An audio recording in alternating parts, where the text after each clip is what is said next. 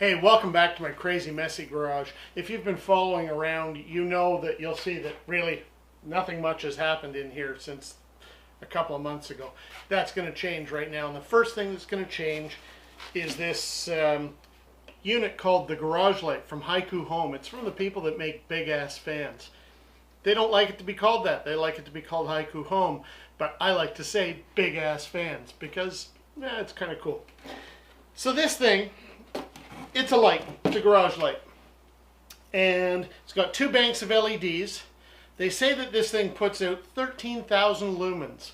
Now, I don't know what the hell a lumen is, but supposedly that means that this unit puts out more light than 16 60-watt incandescent bulbs. So, it's crazy bright. I plugged it in a little bit ago and just about blinded me. So, it's bright. The thing is made from a single piece of aluminum.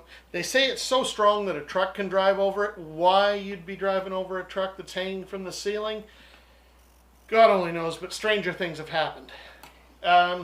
What do we got?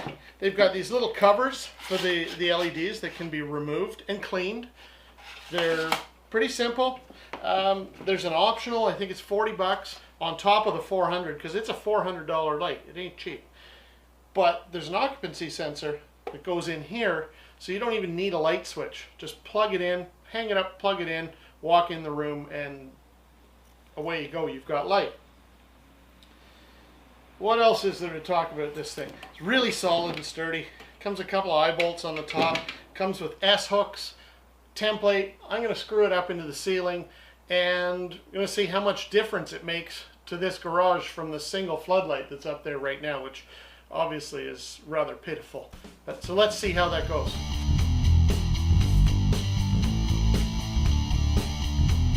Okay, so now I'm hot and sweaty because up in the roof of the garage in the summer, and this thing's in, dead simple. Couple of eye bolts, ran a wire across and into an extension cord, and away we go. Now I'm going to close the doors. I've got the camera lights turned off. Close the doors, and we'll try the two different lights to see just how much light we've got. Hang tight. Okay, au naturel, forget the one side light there. This is what my garage looks like with no camera lighting, no outside light, just the one flood. You wonder why I don't do a lot of work out here? Well, now you can't see why. Look at that. It's almost like an actual proper workspace. You can see what's going on. I mean, I'm astonished. That's one light. I mean, it's a whole bunch of LEDs, but that's only one light. Look at the difference in this place. It's unfreaking believable. So, you know, people say, God, they're 400 bucks. That's a lot of money. But, you know, I'm talking to a dealer lately who's looking at updating his shop. And those big, I forget what they're called now, but the big shop lights that guys use, the ones that are like a street light that take a long time to heat up, well, those things cost bazillions of dollars. They're crazy, crazy expensive. The ballasts in them tend to last maybe 5 years, and then it's another couple of grand to replace the ballast. They're crazy expensive, and they don't put out good light. When you look at the difference in how much energy these things use, like an LED uses, as opposed to those, xenon, that was the word I was looking for, over the life of, you know, a dealership, say 30 years, and these things are said that they'll last that long. They expect that they'll last 70 years. Well, over that period of time, they're going to make their money back on buying lights, and these actually might be cheaper in a shop setting.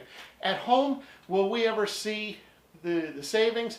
Probably not, because we don't use enough of it. But just the ability to see in here, I mean, I'm astonished at the difference in here. So you're going to start seeing a lot more stuff in here. We're going to finally get going on this thing. 65 Sprigget, got a rotary sitting down on the floor here. It's going to go in soon. I promised that I'd be going racing a bit this summer. I am. Next week, we're going to be talking about some of the things you need to go racing. Thanks to the folks at G-Force and JRP Online, I've got this fantastic new G-Force lid, keep my brain safe, and it's got a sexy red bag. We'll talk more about that next week as well, along with my driving suit and shoes that are going along with it, when we strap my rather rotund behind into a Nissan Micra Cup Racer. Then the RX-7 in a few weeks. But for now, do me a favor, head over to thegarageguy.ca, check out some barbecue rubs. You're going to have like the most taste you've ever had on your barbecue. Get in there, have a look, you'll be happy. Now I got to get back out to the smoker and bring the wood up for the pig. Talk to you later. Bye.